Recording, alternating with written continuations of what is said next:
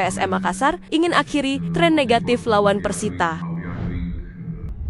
PSM Makassar bertekad keluar dari tren negatif saat menjamu Persita Tangerang pada laga pekan ke-24 Super League 2025-2026. Hal itu diungkapkan pelatih kepala PSM Thomas Truka dalam jumpa pers jelang laga di ruang media Stadion B.J. Habibie, Parepare, Minggu 1 Maret malam. Meski demikian, Truka siap mendampingi anak asuhnya meraih 3 poin demi kembali ke jalur kemenangan. Laga kontra Persita krusial bagi PSM. Hasil pertandingan ini bisa menentukan nasib Juku Eja di klasemen sementara Super League 2025-2026. Hanya kemenangan yang bisa membuat pasukan Ramang menjauh dari zona degradasi. Dan Truka tegaskan timnya siap meski hanya 3 hari persiapan. Pertandingan pekan ke-24 antara PSM versus Persita akan digelar di Stadion B.J. Habibie, Parepare, Senin 2 Maret pukul 21.30 WITA.